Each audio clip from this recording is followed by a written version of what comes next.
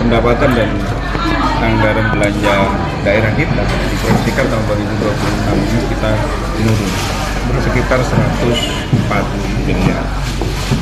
Penurunan itu di sektor terutama di sektor dana transport, baik dari transport dari pemerintah pusat maupun dari pemerintah provinsi juga. Menyikapi itu seperti apa di DPRD, Pak? Tadi tentunya kita lebih detail nanti membahasnya. Artinya karena sudah disampaikan oleh Bupati di rapat paripurna tadi bahwa arah pembangunan dan program prioritas di 2026 adalah beberapa hal, masuk di penurunan kemiskinan, di peningkatan SDM dan sebagainya. Maka ya nanti program yang kita fokuskan di situ. Tapi tidak kemudian program yang ada di perangkat daerah lain yang mungkin tidak mendukung secara langsung ke program prioritas, tidak pas kemudian kita tidak dianggarkan, tetap kita anggarkan juga. Tapi yang penting sinergitas pelaksanaan programnya antar OPD ini paling tidak ada keterkaitan dengan program prioritas yang sudah ditetapkan oleh pemerintah daerah. Dan tentunya kami nanti di DPRD akan lebih detail pembahasannya karena memang kita di saat ini memang dihadapkan dengan situasi yang sulit. Di sisi lain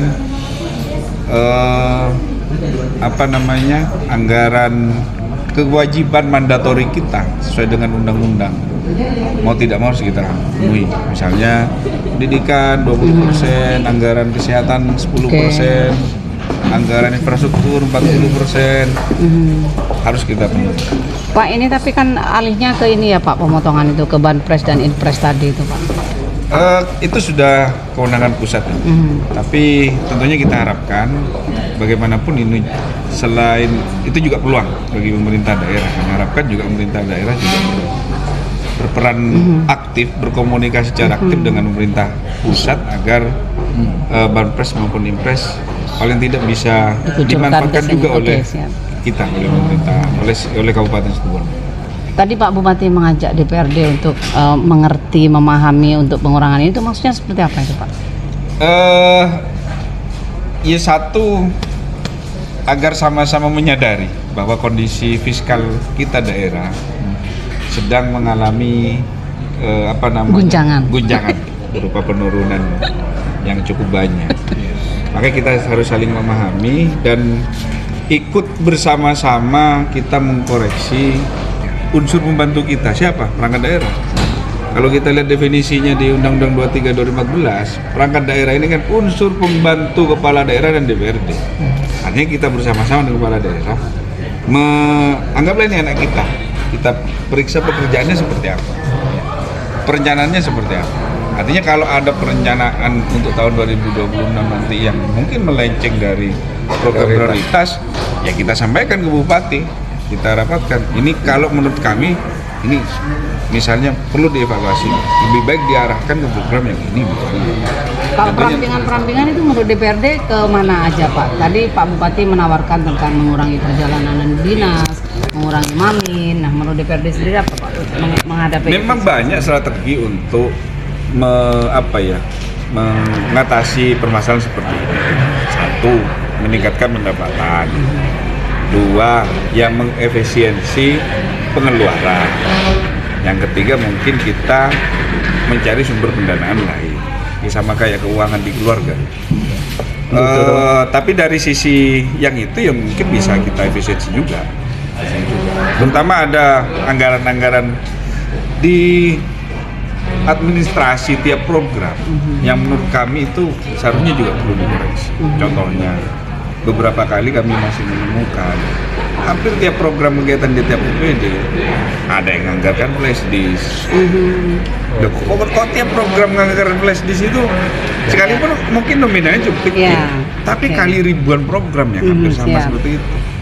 Dan kalau kemudian itu kita tertibkan, sudah kalau satu kali beli flash disk, masa iya kemudian dibeli tiap hari gitu loh. Satu program satu flash disk kan tidak seperti itu.